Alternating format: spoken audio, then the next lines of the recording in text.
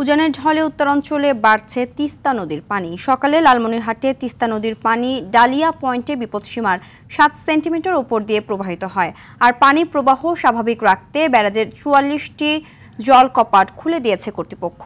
বন্যা পূর্বাভাস ও সতর্কীকরণ কেন্দ্র জানিয়েছে নদীটির উজানে থাকা ভারতের পশ্চিমবঙ্গ ও সিকিমে আগামী 2 দিন ভারী বৃষ্টির সম্ভাবনা রয়েছে। এতে নদীর পানি বেড়ে লালমনিরহাট, নীলফামারী, রংপুর ও কুড়িগ্রামের নিম্নাঞ্চল প্লাবিত হতে পারে। কুড়িগ্রামে তিস্তা সহ দুধকুমার, ধরলা, ব্রহ্মপুত্র নদের পানি বাড়ছে। পানি বাড়ায় চরাঞ্চলের কৃষি জমিতে পানি উঠেছে।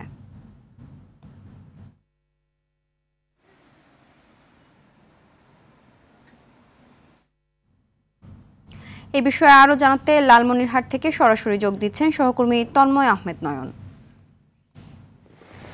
নয়ন, পানি বাড়ার বিষয়ে সবশেষ কি তথ্য রয়েছে আপনার কাছে জানাবেন? সিনথিয়া, গত কয়েকদিন যাবৎ ভারী বৃষ্টিপাতের কারণে এবং উজানের পাহাড়ি ঢলের কারণে লালমনিরহাটের নিম্নাঞ্চলগুলো প্লাবিত হচ্ছে, কিন্তু বিপদসীমার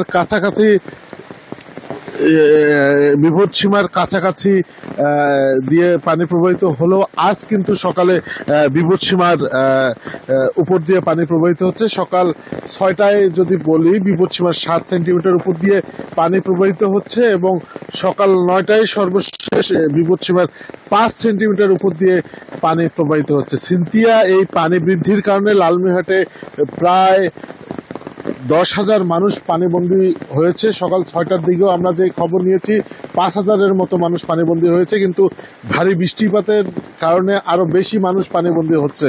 তো আমরা বন্যা পূর্বাভাসের তথ্য অনুযায়ী পানি উন্নয়ন বোর্ড আমাদেরকে জানিয়েছে আগামী 2 দিন ভারতের পশ্চিমবঙ্গ এবং সিকিমে ভারী বৃষ্টিপাত হওয়ার কারণে কিন্তু আরো পানি বাড়তে পারে, এটি তারা জানিয়েছেন। এবং পানিবন্দী মানুষদের জন্য শুকনো খাবার যথেষ্ট বরাদ্দ রয়েছে বলে জেলা প্রশাসনের পক্ষ থেকে আমাদেরকে জানানো হয়েছে। এই ছিল লালমনিরহাট থেকে বন্যার সর্বশেষ খবর। সিনথিয়া, ধন্যবাদ।